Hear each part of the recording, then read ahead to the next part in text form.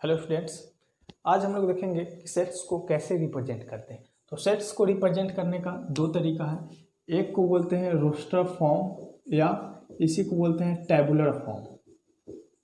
Tabular form. Second क्या होता है? Set builder form. Set builder form, ठीक है। तो रोस्टर फॉर्म क्या होता है? Roster form,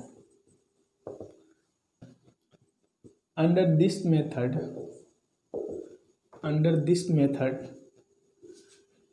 elements are written in a curly bracket after separating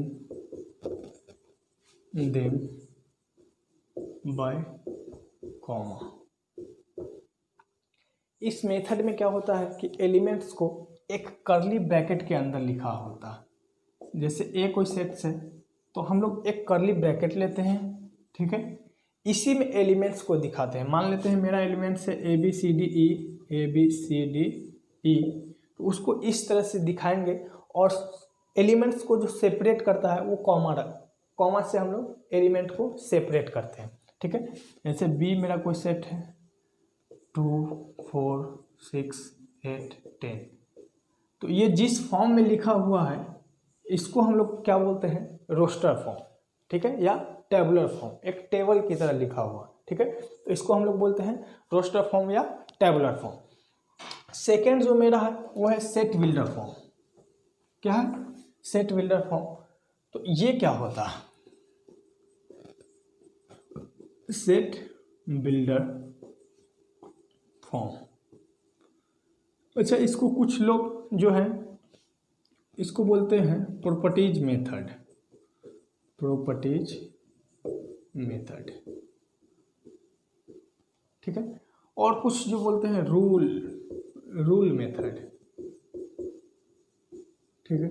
ऐसा क्यों बोलते हैं? ऐसा इसीलिए क्योंकि इस मेथड में क्या होता है कि एलिमेंट्स को उसके प्रॉपर्टीज के साथ लिखा जाता है, ठीक है।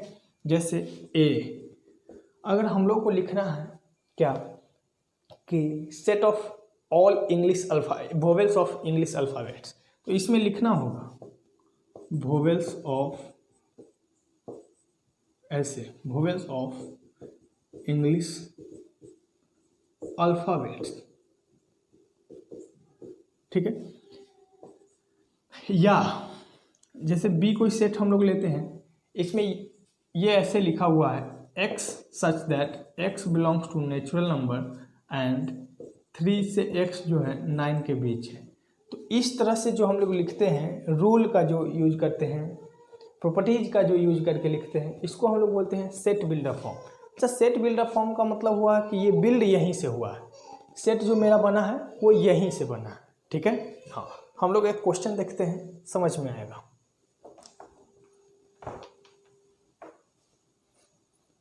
हम लोग के पास ये 5 बेसिक क्वेश्चन है।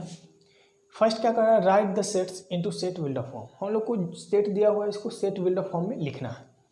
फर्स्ट क्या है? इसको ए मान लेते हैं, इसको बी, इसको सी, इसको डी, इसको ई मान लेते हैं, ठीक है। एक सेट क्या है? 1 2 3 4 5। 1 2 3 4 5 क्या होता है? तो 1 2 3 4 5 मेरा नेचुरल नंबर होता है। इसको लिखेंगे कैसे? तो ए को हम लोग इस तरह से लिखते हैं कि x, पूरे एलिमेंट को x से डिनोट कर दिए। अब x कैसा होगा? तो x जो है मेरा नेचुरल नंबर है, ठीक है। लेकिन क्या पूरा नेचुरल नंबर है? नहीं, ये पूरा नेचुरल नंबर नहीं है। ये नेचुरल नंबर से 1 to 5 तक है। तो हम लोग लिखेंगे x belongs to n and क्या करेंगे? 1 to x 5, इस तरह से लिखेंगे, ठीक है। सेकेंड बी क्या है? 0 1 2 3 4 5। अब इसमें 0 क्या हो गया है? इंक्लूड हो गया है। तो 0 इंक्लूड जब हो जाता है तो उसको हम लोग होल नंबर बोलते हैं, ठीक है। तो इसको भी बोलते हैं कि x, मेरा जो एलिमेंट है उसको x बोलते हैं। x जो है वो होल नंबर है एंड 0 to x क्या है? 5 है, ठीक है। इस तरह से सी क्या है? 5 10 15 20 25। ये क्या है? 5 का मल्टीपल है, ठीक है। तो यहाँ लिखेंगे x such that x equal to 5 into N, 5 का मल्टीपल 5k भी लिख सकते हैं, 5n भी लिख सकते हैं, where n belongs to, n क्या है, नेचुरल नंबर है। 5 into 1, 5 into 2, 5 into 3, 5 into 4, 5 into 5।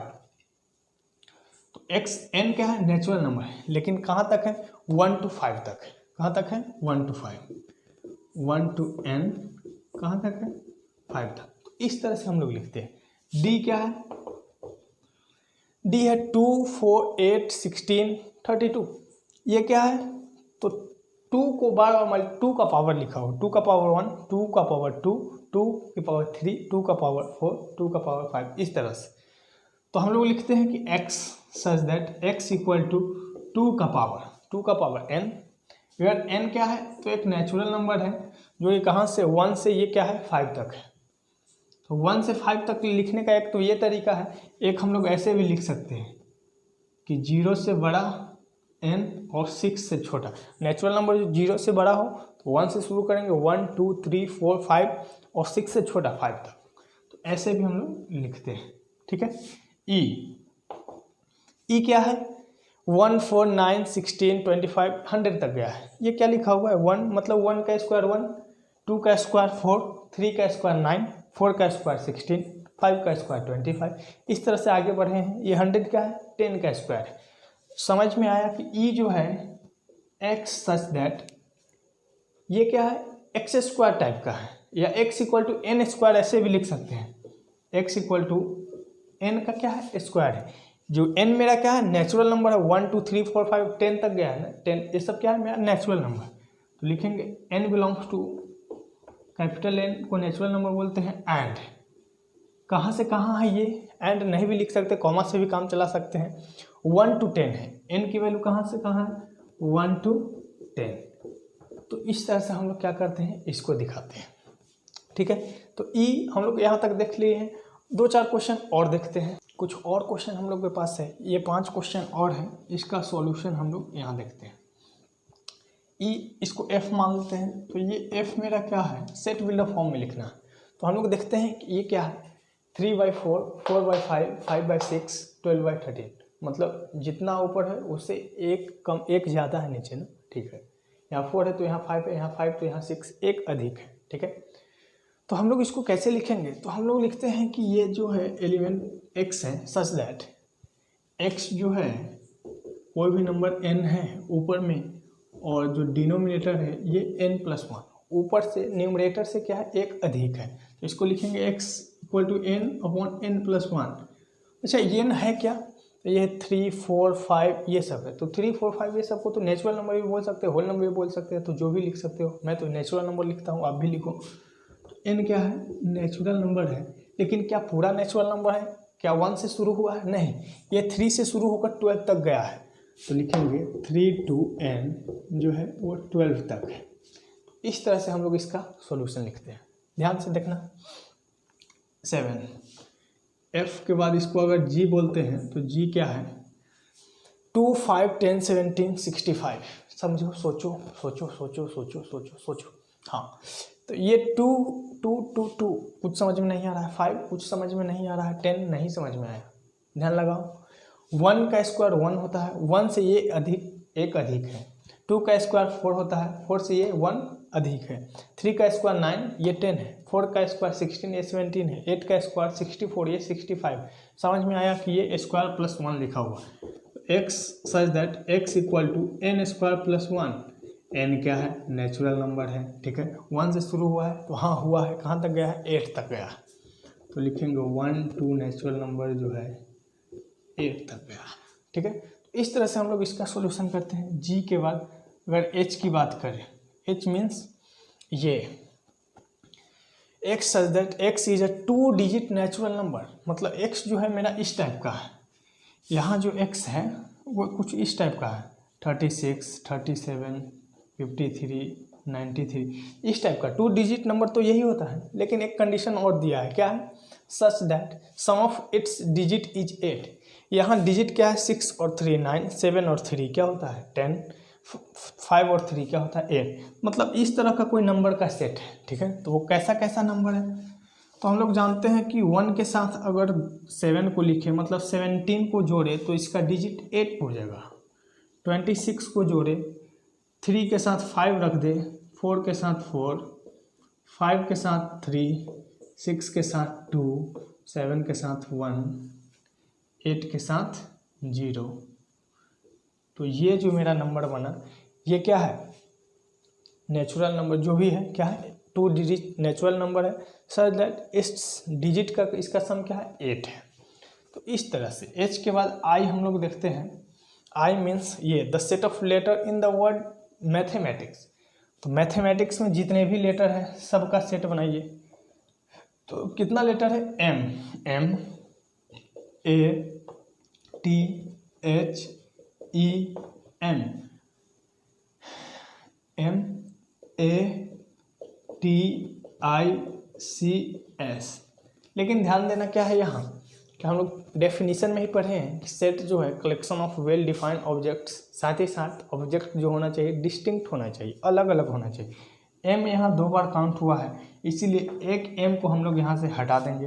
A चूँकि आ गया है इसलिए A को शामिल नहीं करेंगे। T मेरा आ गया है इसलिए T को शामिल नहीं करेंगे। I नहीं आया, C नहीं आया है, तो ये सब जो है मेरा सेट में आ जाएगा। MATHEICS, ये मेरा आंसर है। ठीक है। I के बाद अगर J की बात करें तो J जो मेरा है the set of all months of a year beginning with the letter J।